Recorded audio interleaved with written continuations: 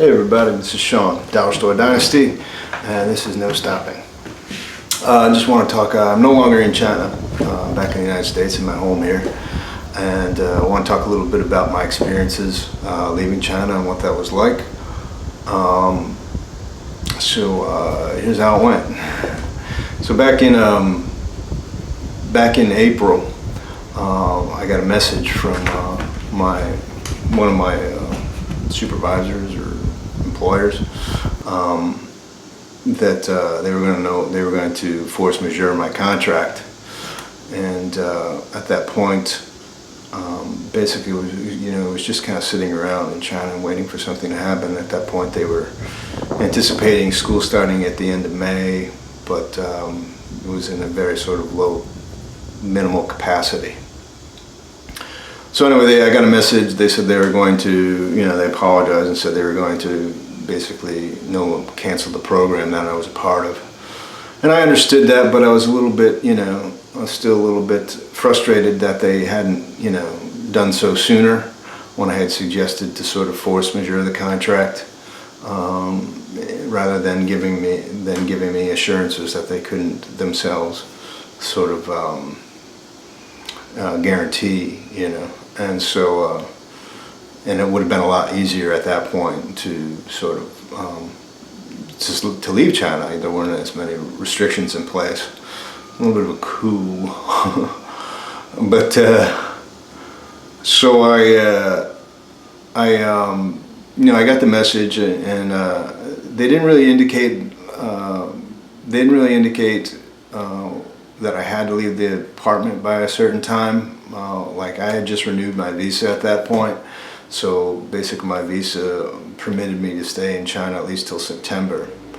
And so there was an opportunity to kind of look for more work in China if I chose to do so. And they hadn't given me any sort of indication that they expected me to leave the apartment by a certain date, but they did sort of put that out there in their wording. They did suggest that they expected me to be leaving soon, which was quite unreasonable, considering the circumstances, to, the point that they waited for me to inform me that they were going to force majeure my contract. It was much more difficult to leave China at that point. They were going to pay me my final salary, my final month's salary, and they were going to pay me my airline compensation. But really, according to my contract, I most definitely could arbitrate for more. It was definitely there. It was an act of their the breach in the contract was really their liability. But anyway, I took their information. I did do a little bit of looking for work in China at that point, but I was not getting in, and I was, considering that I was in China at that point, much easier for me to go from one job to another than bringing somebody in, because they weren't allowing foreign nationals into China at that point. So I kind of felt I was going to explore, just see what was out there. Certainly would be, hazard pay and those kinds of compensations would all be sort of legitimate at that point. But all I could find was really situations where people were waiting till September, or waiting to, we're going to wait till that advantage wasn't mine anymore. Or basically, that's all they were kind of coming back with, like, well, we don't want to give you an advantage, so we're going to wait, which would mean I would just kind of be living off my my current visa, and I didn't foresee that sort of being. I think that would have worsened as I went, because at some point my employer might have came to me and said, "Hey, no, you can't stay here anymore," and then, well, what are you going to do? You don't have a contract lined up, or you don't have a lease, you don't have a sponsor lined up. So I chose to leave, and I went looking for a flight. It was my understanding at that point that American Airlines were still allowed one flight in and out of China. I went on the United Airlines reservation site, or the website, and I found a flight there. Well, that was indicated as that one flight that was allowed, permitted. And so I booked that. It was available, and so I booked that itinerary for May 17th, I think it was. And that flight required, it was from Shanghai to Jacksonville. That required, a number of layovers. You had one layover, the first one being from Shanghai to Tokyo, and then from Tokyo to San Francisco to Houston, Houston to Jacksonville.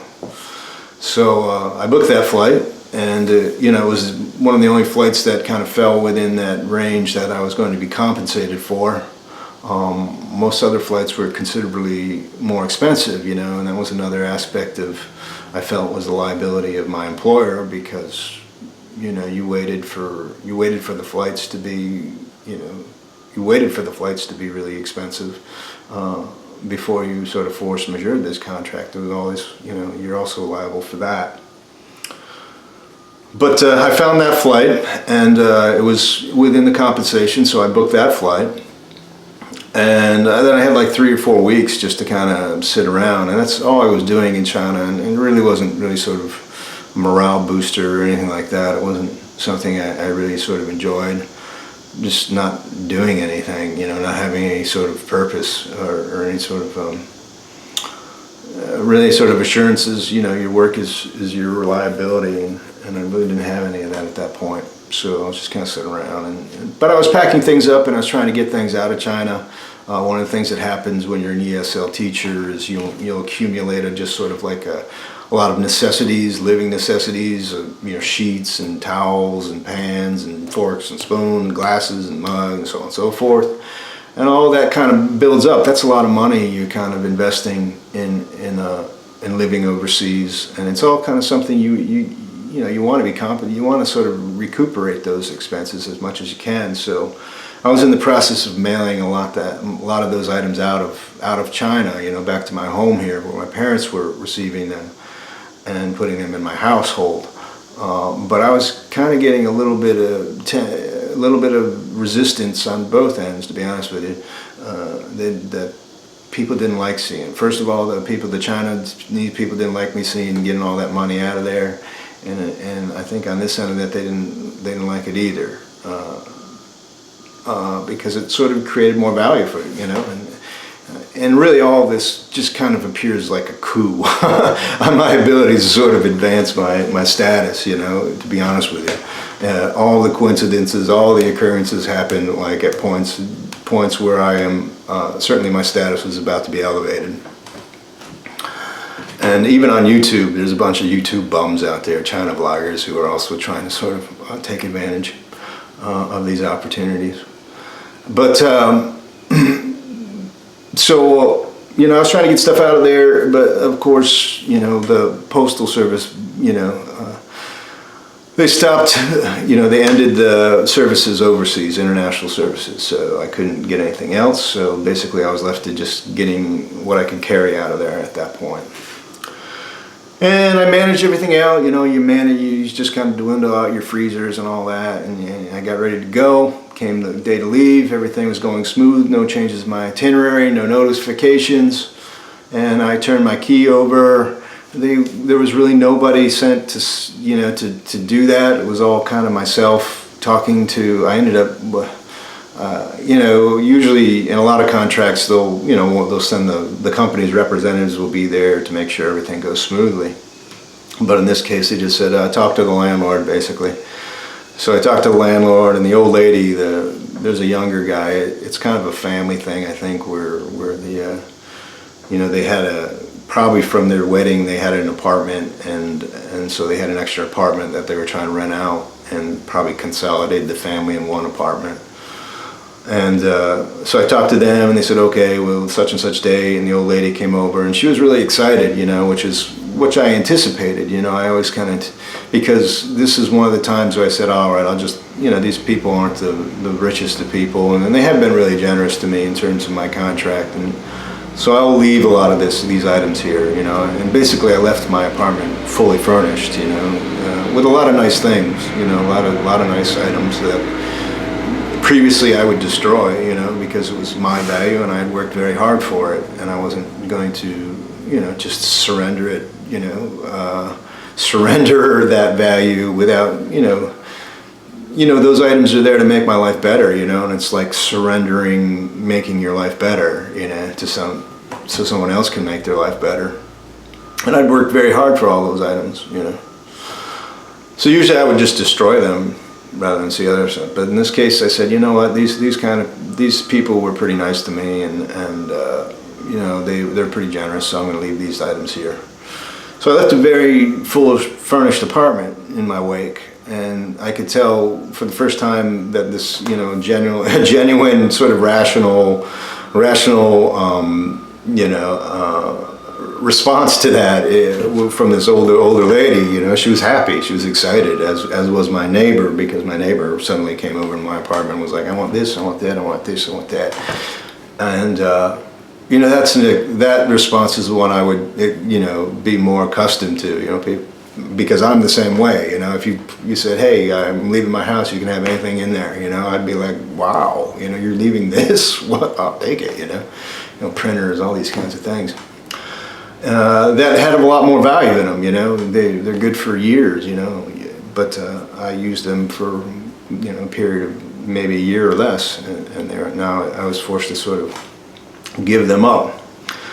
So they were excited, and sometimes, like when I say the more typical response, because sometimes in China they have this very pretentious sort of attitude of like, we don't take secondhand here because that's poor people do that, you know, and they have that sort of arrogance. You do get that, you know, and they will act like they're better than that, you know, even if they're not, even if they're dirt poor and they appear to have common sense and everything else. They have that egoism that says, no, don't show, that's a weakness, don't show anybody that, you know, that you would appreciate secondhand materials, you know. But and I get that a lot too, but at least this old woman, she was receptive to it, and she kind of gave the response that I myself would have, and is probably the most likely amongst rational-minded people. Less egocentric people, I guess you would say. And she was all happy, and I checked out. I was in Xinjiang, you know, so I had to fly to Shanghai, and I had booked in a hotel there, the Yonhe Yebo Hotel, and I did a review with them earlier, and it was all nice. So far, so good. And the next morning, my flight was, I check out of the hotel, no problems. I get to the airport, waiting there. I'm actually the first one in line for checkout. Get up to the counter. It's the Japanese leg of the airline, I think Nippon Airways. And he tells me, you can't do this flight. And I'm like, why not? And he says, well, you know, there's restrictions in Tokyo, and when we fly you to Tokyo, you will arrive Sunday evening, and your layover flight is until Monday morning. So what is happening is the Tokyo airport is closing down Sunday evening for cleaning or disinfecting or whatever, you know, because of the COVID. So you can't stay in the hotel, and you can't leave the hotel because foreign nationals can't go into Japan. So you can't make this flight. We can't do the layover for you. And so I said, you know, like, well, what do I do? You know, and they're like, well, we only have one flight to Japan a month, so you can't change that. You're going to have to call United Airlines and see if they can change it. And I'm like, well, United Airlines only has one flight. I don't know what you're talking about. And so I call. I leave the counter, and I'm pretty stressed out about it. I do notice as I'm leaving, there's another American woman. I presume she was American, and she was about my age, blonde-haired woman, and she appears to be going through the same situation that I am. But I leave. I walk out, and the first thing I run into is one of the Chinese airline agents there. Says, do you need a flight to so-and-so? And I said, yes. And she takes me over to a counter immediately. Meanwhile, I'm calling United Airlines on the phone, trying to get them on the phone and talking with this receptionist about air flights. You know, at this point, most of the Chinese airlines had frequent flights going in and out of China to the United States, direct flights. You know, actually, I think they were the only ones who had direct flights going from China to the United States, so you could see what kind of advantageous sort of position that was for them. And so the receptionist was looking for a flight for me in their system, and I finally get United Airlines on the phone, and I'm also talking to them. Now the agents are telling me these prices for the Chinese airlines, and they're they're business class prices, basically, $3,000, $4,000, $5,000, $6,000. So so I'm looking for information, and I'm also talking to United Airlines, and United Airlines is telling me they're not going to do anything for me. They're basically saying, "Oh yeah, we can't do anything. What we can do for you is refund you your ticket. We don't have any other flights. We'll give you your money back." And I'm like, that doesn't really help me, because first of all, I still need to leave China. I don't have any accommodations at this point, and I need that money. I need the money that I paid for this ticket on my credit cards to get another flight. Well, there's nothing we can do. And I'm like, you won't even expedite the refund, will you? No, they wouldn't do that either. So I was in a sticky position, and that's when the agents they found a flight that was a little bit more expensive, but still very expensive. I was still paying like for 3 seats, but I could afford it, so I bought that ticket, and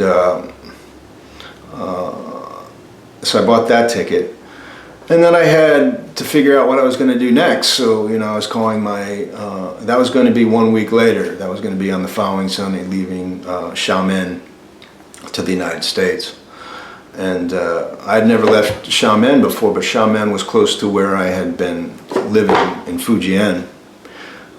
So I decided I would go back to where I had been working, because by all means they were still liable for me until I leave China. I'm still basically their their agent. I'm still working for them I'm still under their liabilities on the contract, even though I had vacated the apartment.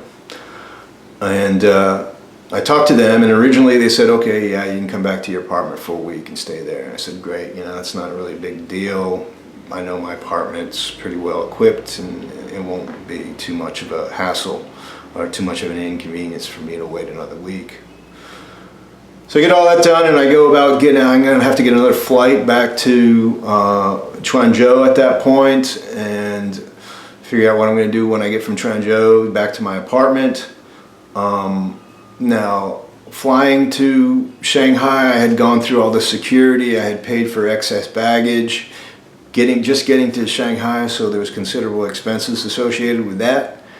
Now I knew I'd be paying those expenses again just to get back to Quanzhou. So I had to go and pursue all that. I was able to get a flight later in the evening, and I was expected to arrive back in Quanzhou maybe 8 or 9 o'clock at night the same day.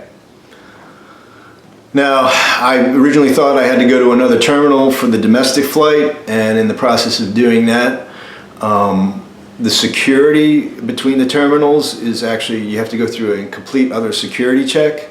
So the situation was that I had my guitar case with me, and what I usually do is I use that as checked baggage, but at the airport you can get your luggage bubble wrapped and sort of plastic wrapped, and there's usually not a problem checking it after that point, but you have to kind of do it once you get inside the airport. And I had done that, and that was kind of a considerable expense also. It was about 150 kwai, 50, $60 to do that. But I had to go from one terminal to the other one, and just doing that, the security at the other terminal, they decided that they wanted to look into my guitar bag. And so they had to cut off all that wrapping and all that bubble wrap and take a look at something, which they later said it was okay, even after having that same item been inspected in the other terminal when I went there to leave on my original flight. So I lost that money there, and then it turned out I had to go back to the same terminal I'd just been from. So I went back to that terminal, and that security check tried to give me a hassle about it again. And I was just like, they just checked this at the other terminal. And all I did was walk from this terminal back to the other one.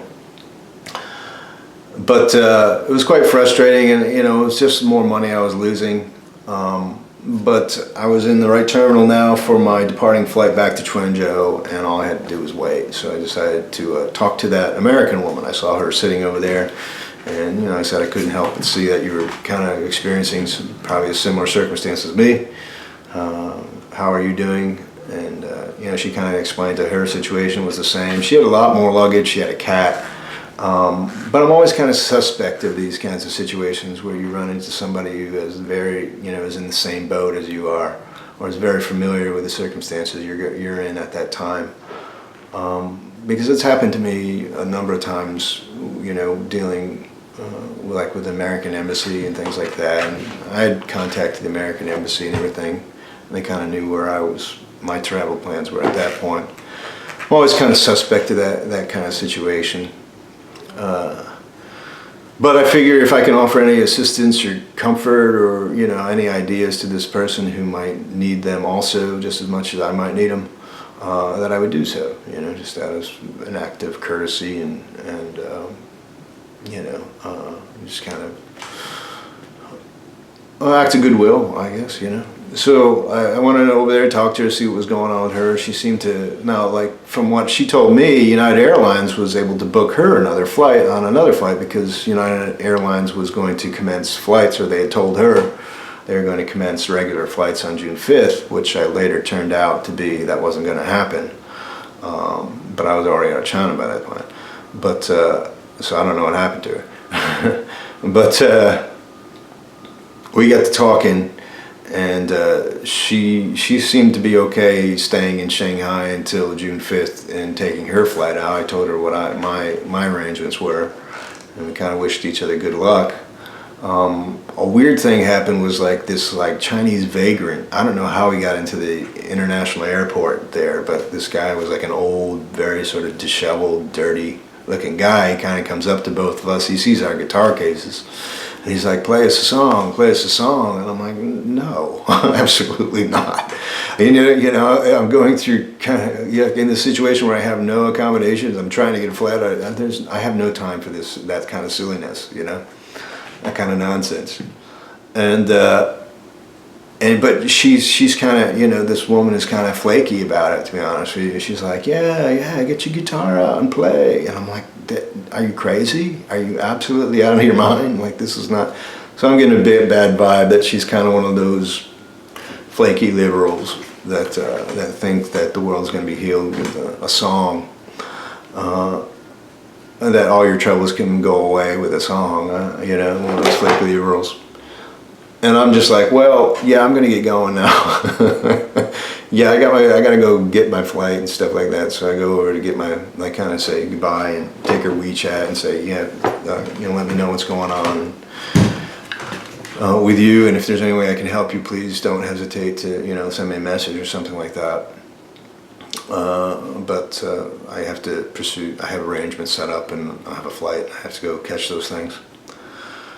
And so we say goodbye to her, and it was just getting my flight. And once again, flying back to Quanzhou, that required me paying excess baggage all over again. So here's another, and it's this is more of an expensive bill, is get this, lug this luggage around. I have quite a bit stuffed into these suitcases. They're heavy, they're large, and I had my bathroom sink I was carrying also. It's just a major hassle when you have all that luggage. And fly back to Quanzhou. That was a quick flight. It was only about 2 hours. Land there. It's maybe about 8 or 9 at night. First, before I say that, before I left for Quanzhou, before I left Shanghai back to Quanzhou, my employer called me back, and my landlord called me back and said, now they're telling me that I can't stay at the apartment. They said they rented it out, which is just absurd. It was 1 day since I had left, and it's just absurd to think that I had left, that they had rented it out when I left, and that soon, unless they had put grandma on there or something. But they but my employer was saying you can't stay there, but there's another foreign teacher here that you should message, and maybe you can stay with him. You know, like, mind you, they're just telling me maybe. And I'm like, no, you have to find out some place for me to stay. It's not a maybe situation anymore, you know? Because A, I'm only in the situation because you suggested I stay. And so they give me his WeChat, and I contact him. This is a new teacher that I'd never heard of before. They'd spoken a little bit a while, and to be honest with you, they're weighing him. They're using him as kind of leverage in our negotiations for the new contract.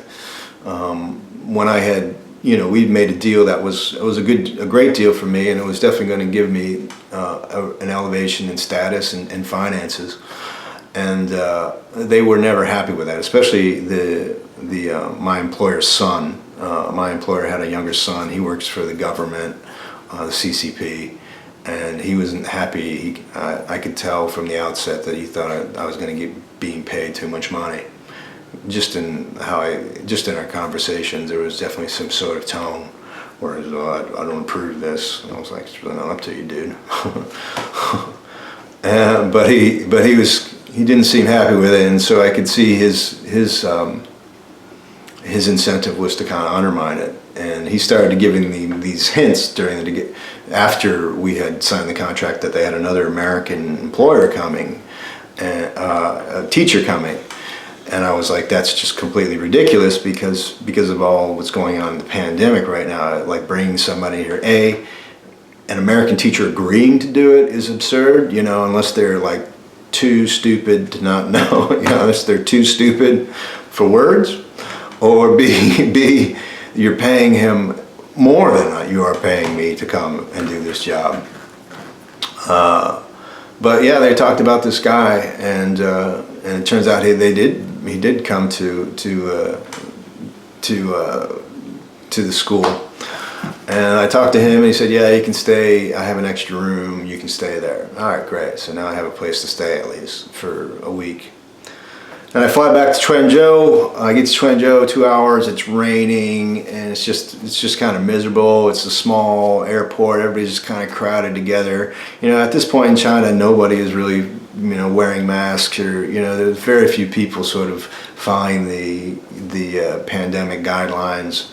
And I'm wearing my mask, but there's very, very few other people doing it. Also, I'm a foreigner, so I have to go through different sort of checks and different sort of entry to every city I go to. I have to go through all that, and that's just more and more hassle. I get out to the taxi queue. It's just wandering around the building. It's raining out, starts pouring out. People are just smoking cigarettes. Nobody's got masks on, and they're trying to fit as many people into a cab as they can. I have all this luggage. I'm the only one lugging it around, and it's just, you know, it's just pretty awful. And it's late at night too, you know. And so I give them the apartment complex. I was under the impression it was my old apartment complex. That's what this teacher was telling me. He's, I'm at your school. I'm in the. He presumed it was the same one that I was in, and I presumed it was the same one that I had left. So I get the taxi back all the way back there, and it's a pretty long drive, you know, it's pretty far outside of town. Pay the taxi driver, say thank you, he leaves, I go into the apartment. I go to the building and the apartment number that this foreign teacher had given me, and, you know, I go up the hotel, and it's just completely under construction. There's, you know, it's not habitated, you know. And so at that point I realized this is not the right apartment complex we're talking about. It. He must be down by the primary school or something like that.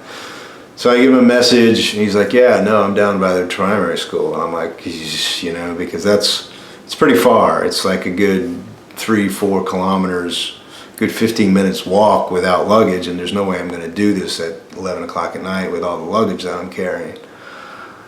So I have to try and get a taxi from there to here, from that apartment complex to the other complex, and luckily DD was still running at that point. Usually at, like, you know, past 11 o'clock, 12 o'clock, it gets harder and harder where I'm located out there in the countryside to get a taxi to come out there, but fortunately I was able to get one.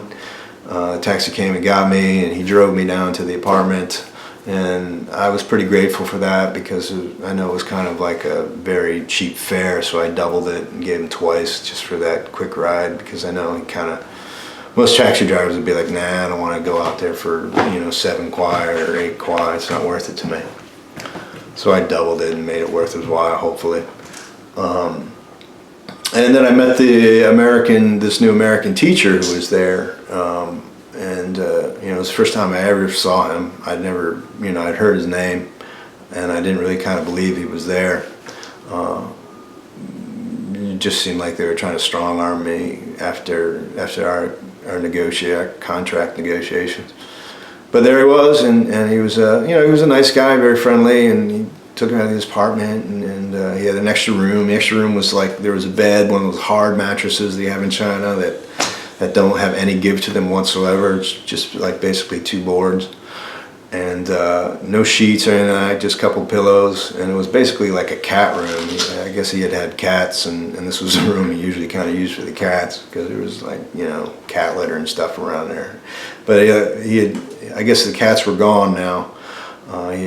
His girlfriend had the cats or something like that. And so I just kind of crashed. I got there, put my stuff in, and said, I'm pretty tired, I'm just going to crash. That's okay with you. That, and then the next week I spent getting to know him, and just kind of trying to figure out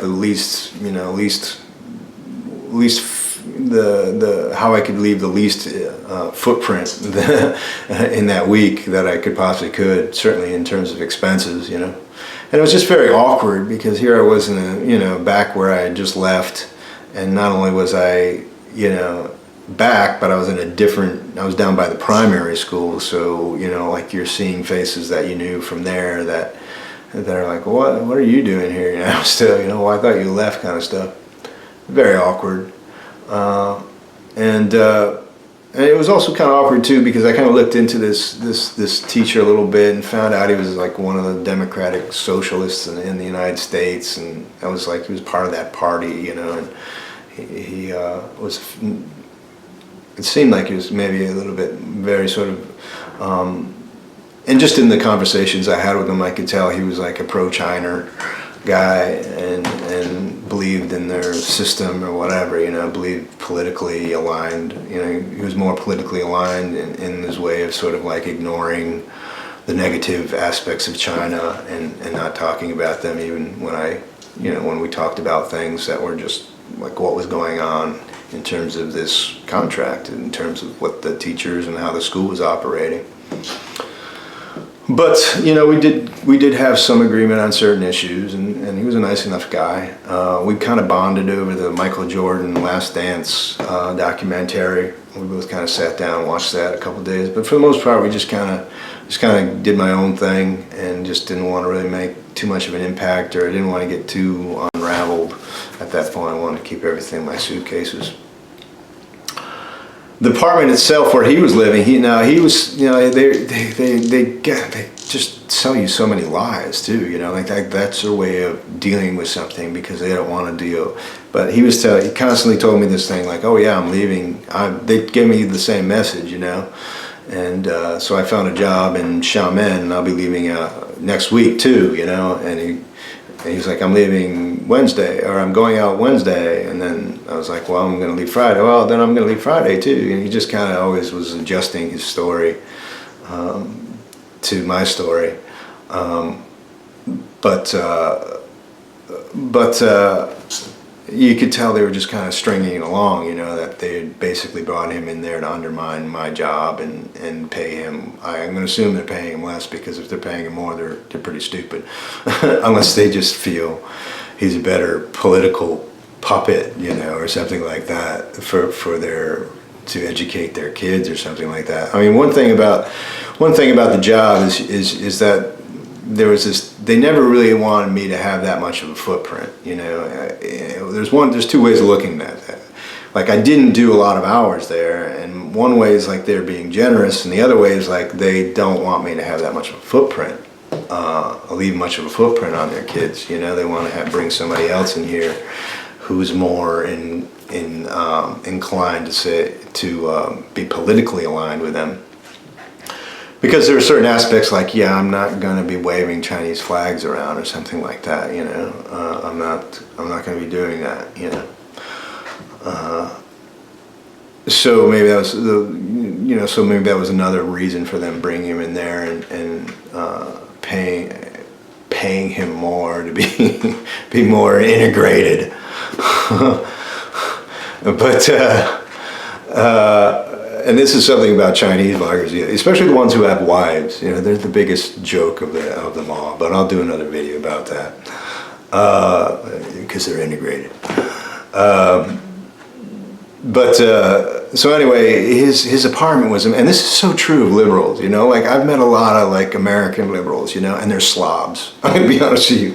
Their apartment, they're just, the American liberal males tend to be slobs, you know, unless, you know, and it was so true of this guy's apartment. You know, he was a very smart guy. He knew all about basketball and all the stats and everything like that. But his apartment was filthy. You could tell he hadn't cleaned it, you know, probably since he had arrived. And I was like, nah, you're not very good at taking care of yourself.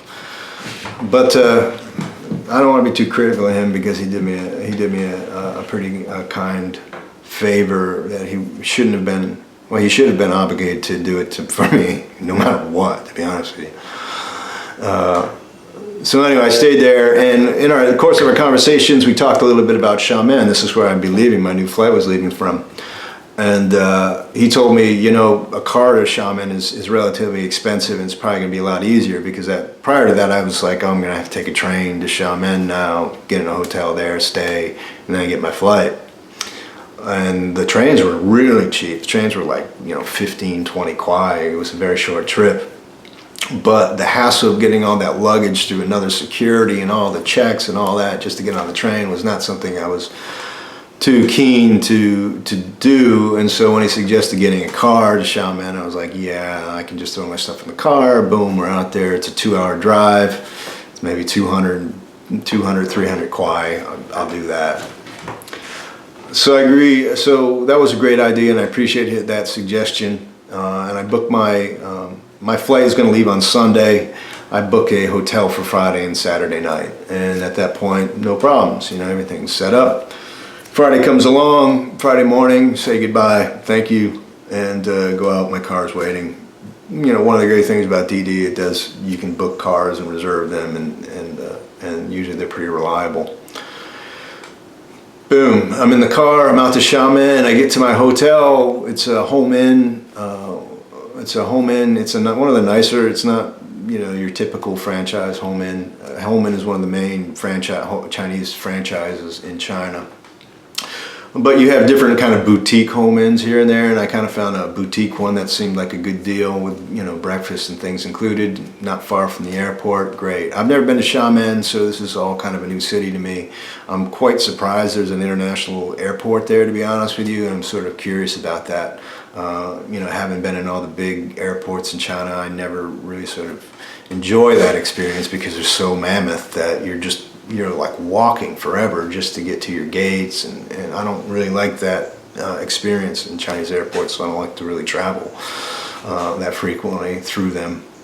But I'm told about but I'm going to the Xiamen airport for the first time. So anyway, I get out to the airport. They drive me out there. Now the hotel is located like halfway down a street, so there's no place really for this taxi to drop me off. So he drops me off at the nearest corner, which requires, yes, once again, I'm carting all this luggage down a roadway.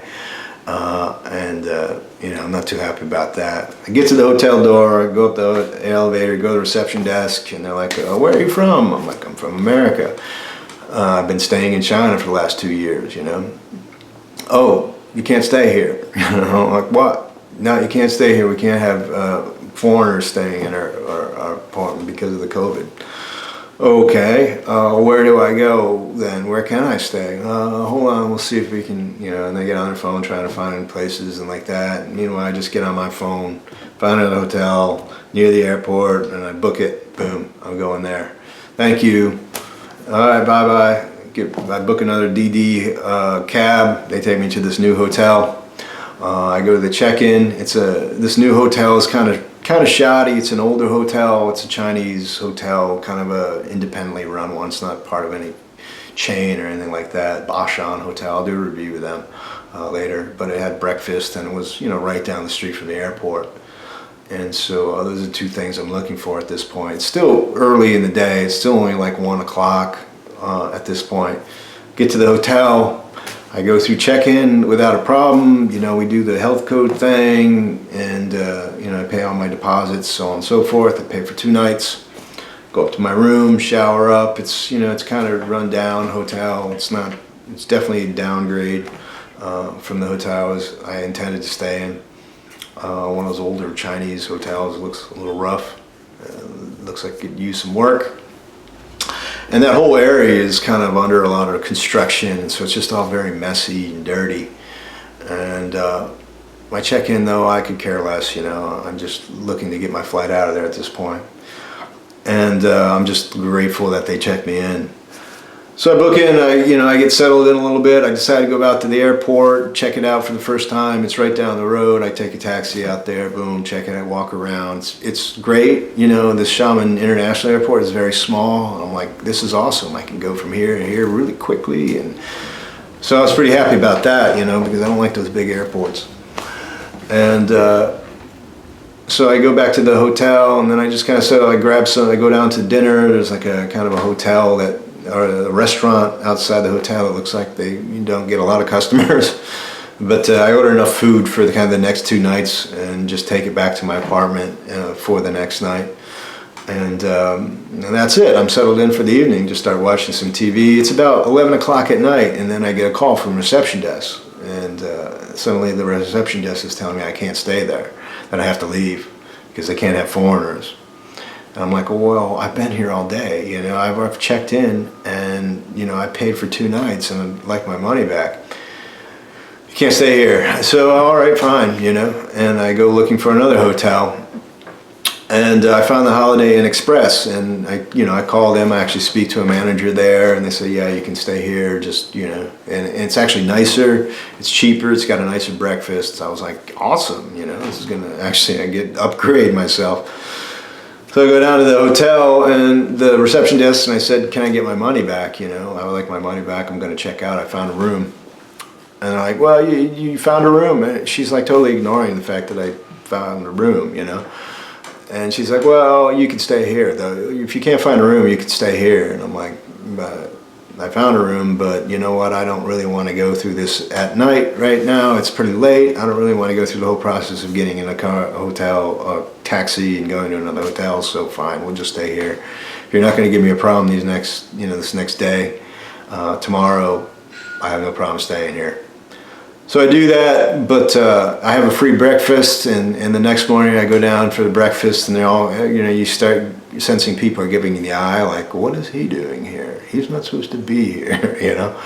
And, you know, they're playing I'm noticing it's a very CCP, pro-CCP, nationalistic kind of hotel now, you know, like all on the TVs and stuff, they're playing the government channels.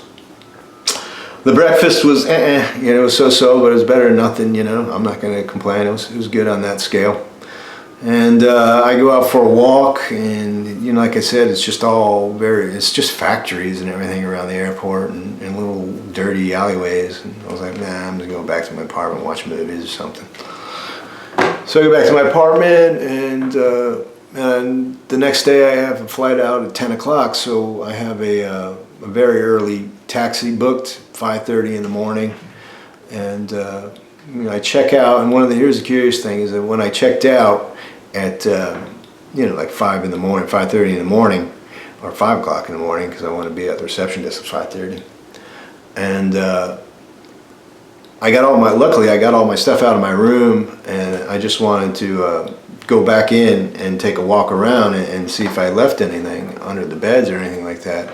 And when I closed the door, they changed the lock, apparently, because my key card wouldn't work. So while I was asleep, they changed the lock, knowing that I was in there, and basically sending you the message that you're not supposed to be here, and if you leave, you know. So I was like, well, luckily I can just walk out of here at this point. So I go down to reception, they give me my deposit back, I check out, bye-bye. I get my taxi to the airport, I check in there, just kind of waiting. Another hippie guy, another hippie American, you know, is there, and I'm like, I don't really want another hippie right at this point, you know. And talk a little bit to him, but like, you know, whenever we can part ways, I'm like cool with that. And so I get to the airport, and we go up to the international flight. Is this, you know, there's this one section of the airports that's just for international flights, and that's all closed down. You know, it's just very minimal services there. They just open it up when there's a flight, and then close it right back down, I guess. And I get there, and it's one of those sort of on the tarmac kind of flights where you're bussed out to the tarmac, and you gotta, you know, walk up the stairs into the plane, board on. At that point, I realized I basically had paid for 3 seats. You know, my price of my ticket was basically the 3 seats, which, you know, I mean, like, that's great, but I wanted business class. You know, I want business class if I'm going to be paying business class prices. But that being said, the Xiamen Airlines is much better as an international flight. I was pretty happy with the flight. You know, it was nice. It was comfortable.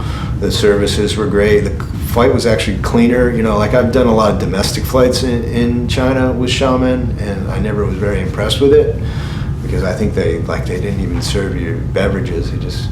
They charged me 5 kuai for a Coke, or, you know, it was just absurd. But this one was actually quite nice, and I can't complain about this flight other than the price that I was being overcharged for it. And but they served a really great meal, really good stuff. There was like a pork bun, and there was a very nice dinner. They didn't serve any. You couldn't get any beverages. They just gave you water with your meal. But you know, like, there's no sodas or juices or coffees or beers or anything like that. Just water. So that was kind of a downturn, kind of a detractor, but overall I liked their international flight of Xiamen flights much better than my experiences on their domestic flights. And that flight was very uncomfortable because of all the stuff I was wearing my masks and my respirator. I chose to use my more sort of industrial respirator because it was more comfortable, and it was just so uncomfortable being in all that stuff for 12 hours. Most of the people on the flight were respecting sort of masks and stuff like that, so that was good. The stewardess went by and checked our temperatures periodically during the flight, maybe 2 or 3 times in 12 hours. And they would give you plastic gloves. If you wanted to go to the bathroom, you had to use plastic gloves, and then you had to throw the plastic gloves out after the bathroom. You know, just after you use the bathroom. So basically, then they would give you like a handy wipe. So, like, basically, it wasn't wash your hands in the sink. It was like use plastic gloves, throw the plastic gloves out, and then handy wipe, sterilize with a handy wipe. That was kind of weird. And then I arrived in California. I got to LAX. Now I departed Xiamen, China. I left China at 7 a.m. in the morning, and I arrived in Los Angeles, LAX, at 10 a.m. that same morning. So basically, that Sunday was now 48 hours for me. And because it wasn't a direct, I couldn't get a flight all the way back to Jacksonville. I had to explore ways of getting back to Jacksonville. And what I found was the cheapest way to do it was to drive a rental car. And because the situation with flights, flights were, you know, $200, $300 themselves, but then with all my baggage, because domestic flights in the United States, they, you know, check baggage is all charged these days. There's nothing free about it. With all my luggage, it would have been a good $600 bill, a good grand almost, you know, just to get from LAX to Jacksonville, you know. And I was trying to explore ways of making that less expensive, you know, because I had spent so much on just getting back to the United States. And I checked out the train. The train was like a week-long trip that would have took me up to Chicago, and then back down to Florida. And I was like, I don't want to do that, you know. It's not with luggage, you know, with different sort of transitions, portages here and there, and I was like, I don't want to do that. And the flights, it was just too costly, and I looked at the car and I thought that's the best way to do it. It's much less expensive, unlimited miles. I can pull it off, and I can drive right to my house. So I don't have to worry about get contact with my parents or anything like that. Or contact with anyone so much. I can drive right to my house. Boom. So I look at the cost of that, and it's definitely the way to go. So I got off at LAX. I had my car reserved and went right to the car rentals, got my car. Now another problem arises that I didn't have international service on any of my phones at that point. So all my Google Maps are off, all my Wi-Fi is off. So what I have to do is I have to find like a McDonald's or something and get a map, and get on my Wi-Fi and find a map, which is what I did. And I had originally asked for a GPS service, a GPS device with my car, but they didn't give it to me, or they forgot to give it to me. So I didn't have any maps or anything like that. I was familiar with I-10, but I didn't know how to get to I-10, So, like I said, I was like driving around LAX, finding a McDonald's or a Burger King, finding a place that has a free Wi-Fi, and then go on the internet and get your map. So I did that. And then I was on the road, for the next 48 hours. I drove from LAX all the way back to my home, and it took me a day and a half. And it was actually a good drive. I actually liked doing it. It was kind of a different. I've been across the United States numerous times at this point in my life, and I was always kind of amazed that it only took like a day and a half to do it by car if you just kind of drove straight through. And that's what I did. I didn't want to stop. I just kind of regulated myself to every 2 hours, every 2.5 hours, I would stop and gas up. I didn't want to drive on an empty tank at any point. I didn't know what it was going to cost me. So every 2.5 hours I would drive and fill up, and that kept my costs down considerably. I was only filling the tank up with $6 to $12 a pop, and I just drove without resting, just stopping for food, and kept that all minimalized, kept track of it all. I think my overall cost was something like, altogether with the rental, was only like $450 to make that trip driving from Los Angeles to my home here in Florida. And it was a better drive, I just wanted to kind of refamiliarize myself with the American, a lot of the American sort of landscapes, And I always liked driving through the desert. Texas is just a big state, so most of that drive there was down along the southern coast. Most of it was Texas, and I got back home, and then I just kind of crashed in my bed once I could.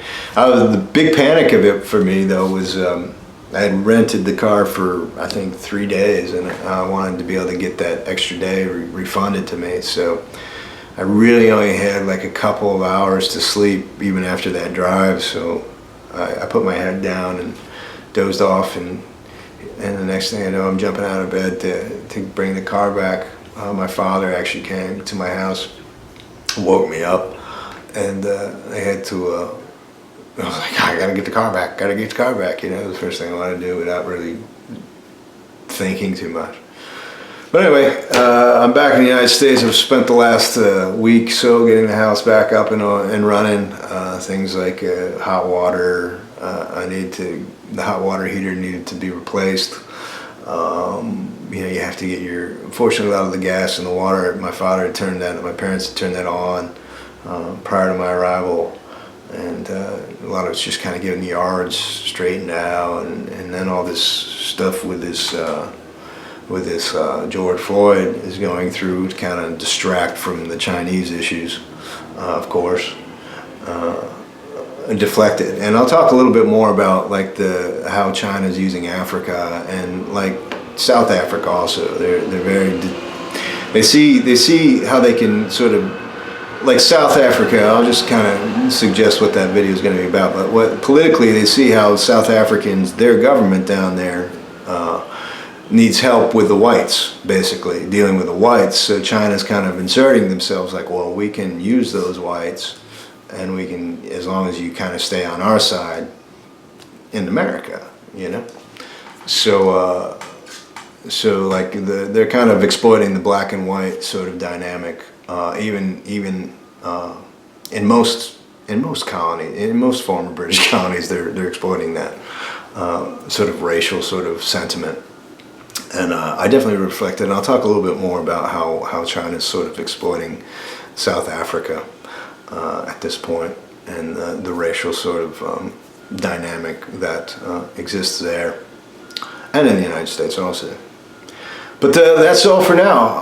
Like I said, I'm back in the United States. I'll probably continue doing these videos. I know people tried to shut me down also because they want to, you know, pat their boys on the back, their guys.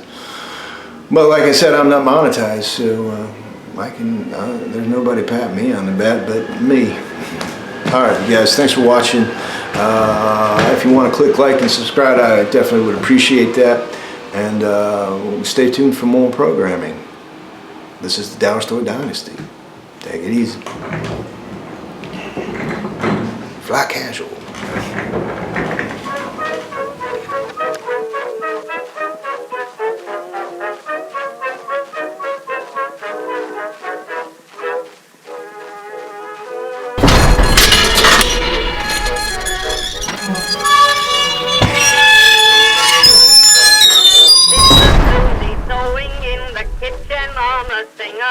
There's miles and miles of flannel on the floor and up the stairs. And father says it's rotten getting mixed up with the cotton and sitting.